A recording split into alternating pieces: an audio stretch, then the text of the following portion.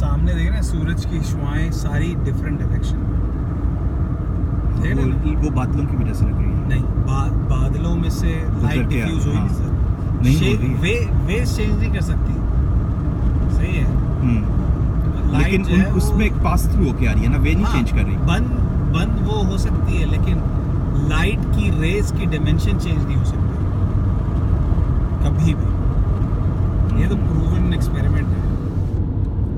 और मैं उसमें देख रहा था, कहते हैं सूरज जो है वो सिर्फ 3000 माइल दूर है दुनिया से। 3000 माइल नहीं है दिल भाई। उन्होंने फिर पता क्या दिखाया कि एक इंडिपेंडेंट हॉट बलून पे कैमरा लगा के उन्होंने ऊपर भेजा आसमान में। वो पता नहीं 71 माइल्स ऊपर गया था, 79 माइल्स ऊपर। वो इतना ऊपर गया था कि आप उस जमीन पे सूरज का हॉट स्पॉट देख सकते हैं। तो कहते हैं बादलों पे उसका हॉट स्पॉट बन रहा था बिल्कुल उसके नीचे। तो कहते हैं अगर सूरज पता नहीं कितने मिलियन माइल दूर है तो उसका हॉट स्पॉट कैसे बन सकता है किसी भी चीज़ के ऊपर। लाइट के बिल्कुल नीचे हॉट स्पॉट बनता है ना, कि अगर लाइट के बिल्कुल नीचे जो है वो उसका हॉट स्पॉट बना होगा कि यहाँ लाइट ज़्यादा पड़ रही है। तो लेकिन सूरज तो अर्थ से इतना बड़ा है, जो भी अर्थ का हिस्सा उसके सामने होता है। नहीं, क्योंकि अर्थ तो राउंड है ना, तो उसका जो भी हिस्सा उसके सामने है वो रोशनी तो उधर आ रही होती है। इसी वजह से तो इस वक्त अभी ऑस्ट्रेलिया और न्यूजीलैंड में रात है। नहीं, हमारा सूरज इतना करीब है कि उसकी जितनी जहाँ तक रेंज आती है उतनी जगह तक रोशनी। तो सूरज छोटा है जमीन से।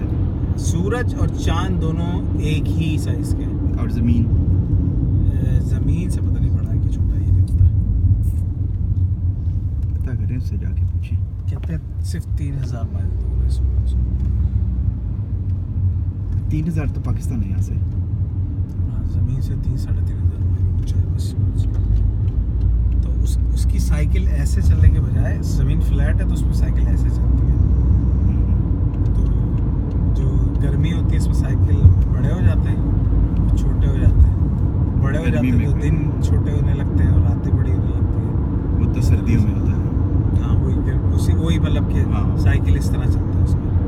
और ये रेस जो है वो कहते हैं कि साइंसदानों से पूछा गया कि अगर इतने माइल दूर है तो रेस सारी स्ट्रेट होनी चाहिए, क्योंकि सूरज कोई ऐसा बादल कोई ऐसा मीडियम नहीं है कि वो रेस को चेंज कर दे। ब्लॉक कर सकता है या ओपन कर सकता है, लेकिन ये इस वक्त रेस डायरेक्शन चेंज हो रही है। हाँ, रेस की डायरेक्शन चेंज। मेरा जो ख्याल है ना कि वो उनमें गैप वो बन रहा है और उस गैप के बीच में से हमें वो नजर आ रही है, क्योंकि सूरज की लाइट तो ऊपर से आ रही है ना। हाँ, और वो नीचे आ रही है। जितने मिलियन माइल वो दूर है, एक डायरेक्शन आनी चाहिए।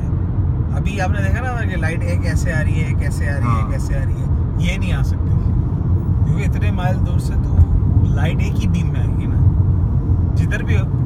जिधर का भी हिस्सा सूरज के सामने आ रहा, लाइट तो एक ही बीम में आएगी। लेकिन बादल कहते हैं ऐसा मीडियम नहीं होता कि लाइट या वो रोक सकता है या खोल सकता है, लेकिन लाइट की रेस को डिफ्यूज नहीं कर सकता, डिस्प्लेस नहीं कर सकता।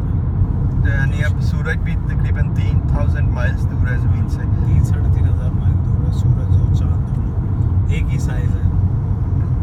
और कहते हैं कभी कभी और ये घूम रहे हैं जमीन के गिर्द या कुछ घूम नहीं रहा, ये घूम रहे जमीन के, ये घूम रहे हैं। जमीन खड़ी है और कोई जमीन के बीच में ग्रेविटी नहीं है, कोई कुछ नहीं है।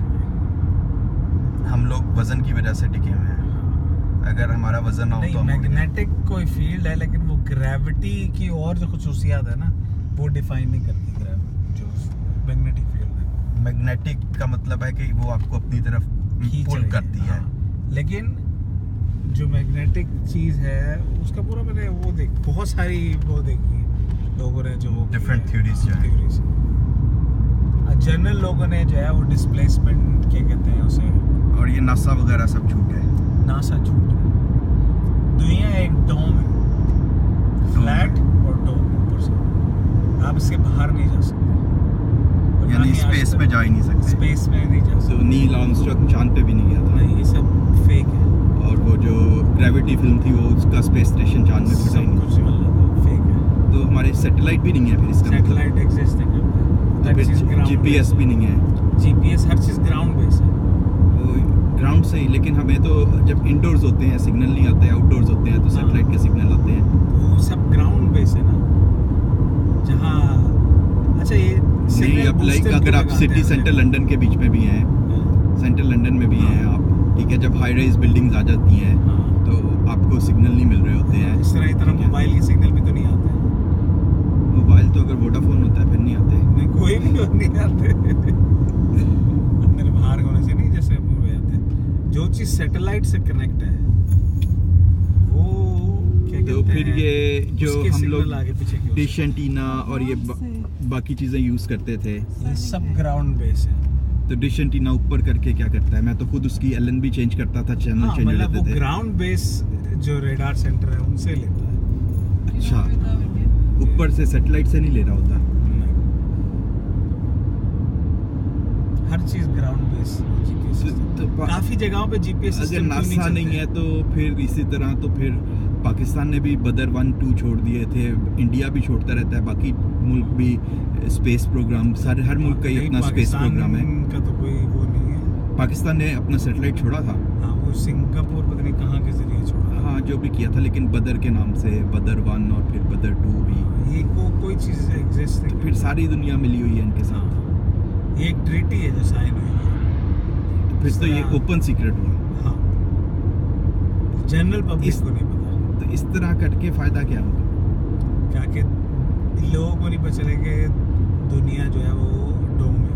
तो फिर क्या होगा, लोगों को पता चल जाएगा, क्या कर लेंगे? फिर हर कोई इसी क्यूरियोसिटी में रख जाएगा ना कि यार डोम की एज तक क्यों ना जाया जाए, हम डोम में कैसे हैं, डोम से बाहर कैसे निकलेंगे, केओस हो जाएगा। पैनिक तो फैल जाएगा। लोगों को ये बताया ना कि अर्थ एक नहीं है, ऐसे हजारों हैं। सही है। और अभी भी गैलेक्सीज हैं, हम इस गैलेक्सी का एक छोटा सा हिस्सा है। तो कहते हैं कि मतलब इन्होंने Milky Way कैसे से ये हैं। दरियाफ्त कर लिया कि ट्रिलियन माइल अवे जो है वो तो चीज़ लाइट की है। उससे करते हैं ना, कैसे कर लाइट की स्पीड से। नहीं तो इतनी गैलेक्सियां इन्होंने कैसे देख ली?